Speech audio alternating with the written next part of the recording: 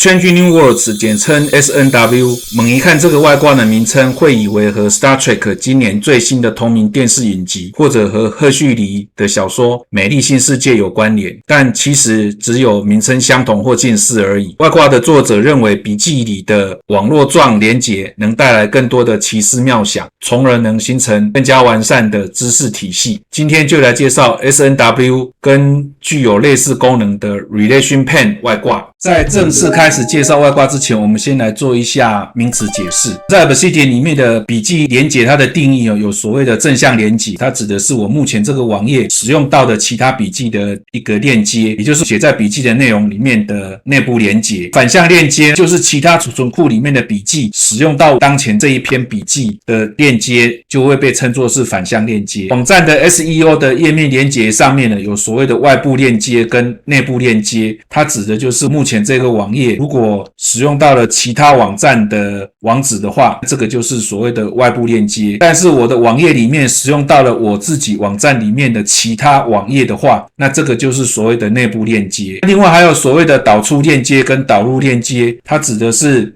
某一个连结如果是连到其他网站的话，这个就是所谓的导出链接，就是 Outlinks。那如果是别的网站连到我的网站里面的连结，就会称作是所谓的 inlinks。我们有这几个名词，但是在 Obsidian 里面用的最多的还是正向链接跟反向链接。在核心的外挂里面呢，就有提供了向外的链接跟所谓的向内的链接这两大类，它是用两个面板来分别做呈现的。SNW 就是在一个面板里面很快的看到目前这篇笔记它的所有的反向链接，它会显示在好几个地方。首先就是在这个面板上面可以看到目前编辑的这一篇笔记，它的所有的反向链接，它会汇总在右边的这个面板里面。同时它会把每一个反向链接它里面的内容，它会有一个预示的内容会先呈现出来，因此我可以透过这一个面板就可以很快的知道这一篇笔记到底使用了哪一些反向链接，还有它的大概的内容是怎样。同时第二个地方呢，是在整个编辑区的右上角，它会显示出一个数字，那这个数字指的就是有几篇另外的笔记参考到了这一篇笔记，就是反向链接它的数字是2，表示有2篇其他的笔记使用到了目前编辑中的这一篇笔记。或者是像我这个 Obsidian Notes 这一篇笔记里面，我们看它的右上角是15，表示有15篇别的笔记使用到了这一篇笔记。这个是在右上角这一个记数呈现的是这篇笔记的反向链接的一个个数。那如果在我的文章里面使用到了别的链接，它的反向链接的技术透过 SNW 它会显示在这个链接的后面，比如说这个 Obsidian Plugins Notes 这边呈现的是4，表示另外有4篇的其他笔记使用到了 Obsidian Plugins Notes， 也就是 Obsidian Plugins Notes 它的反向链接有4篇。那当滑鼠游标移到这一个数字的后面的时候，它会有一个小视窗会浮现出来，那这个就是一个悬浮的视窗，它会把它的反向链接的这4篇的内容先呈现出来。当我点击了这个内容以后，它就会直接跳到使用 Obsidian Plugins Notes 连结的位置。比如说现在这一篇我